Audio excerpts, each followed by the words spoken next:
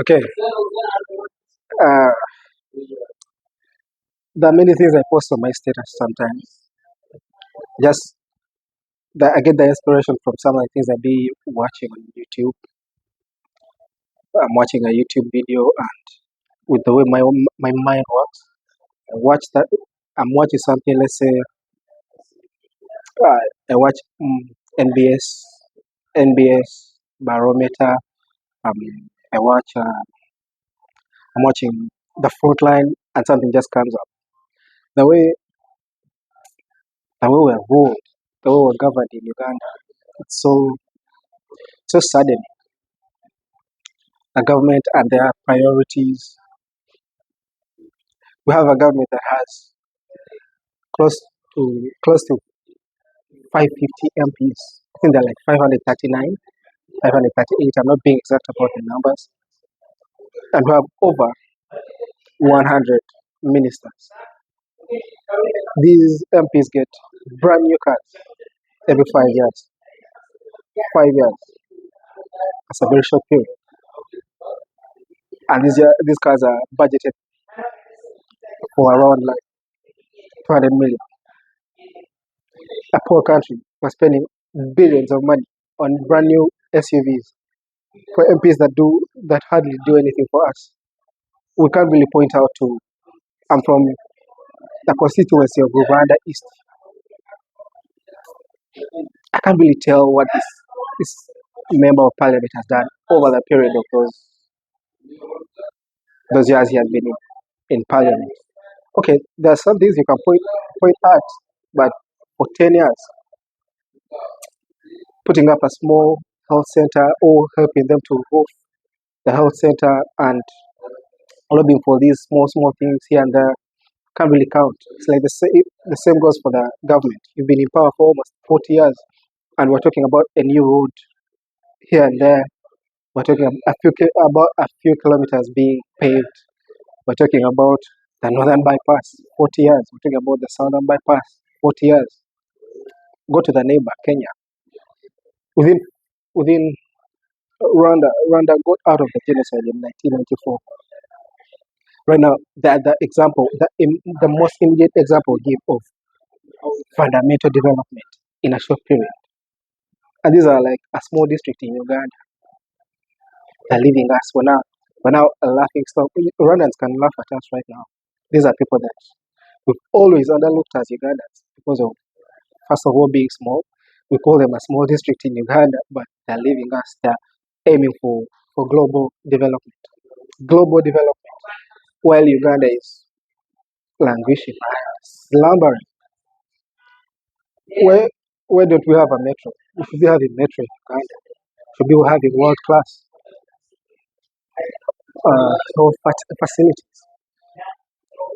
The first time I visited Malago, I didn't go as a patient. I just went to visit. I can never forget the picture that I saw.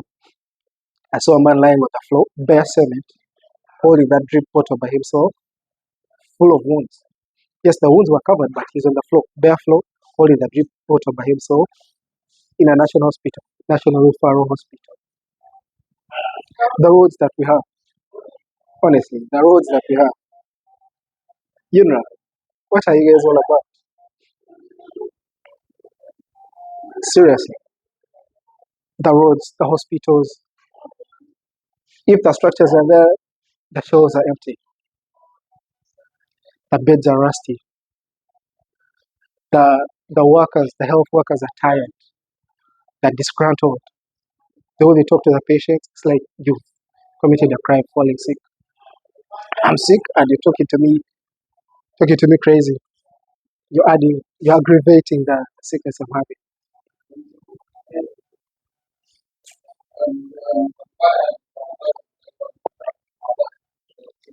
We're the ones who talk about these things.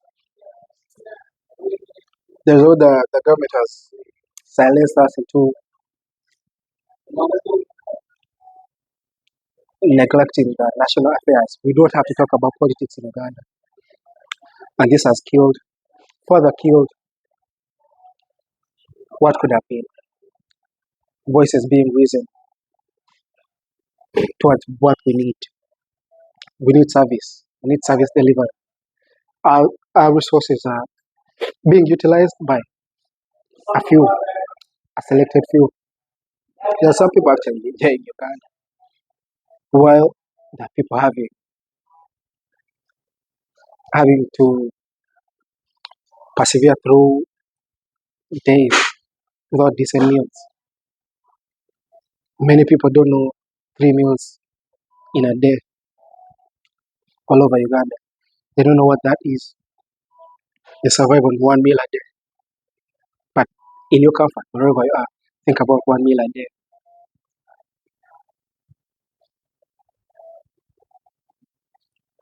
I know I'm not really, I may not really be um, articulating the facts that like I should be, but I say I'm not so good about public speaking.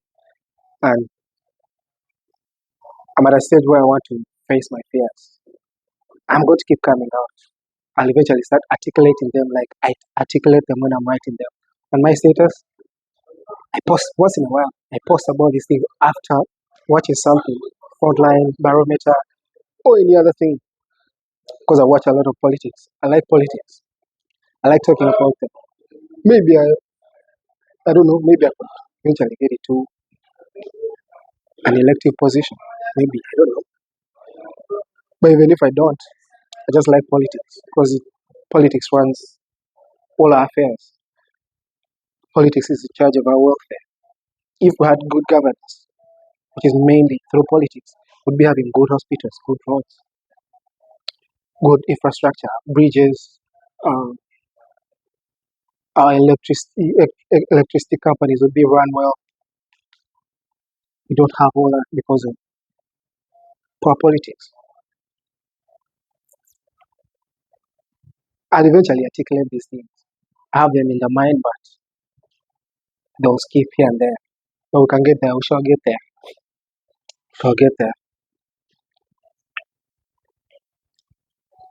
But but my main concerns, main pains about the bad roads, the poor infrastructure,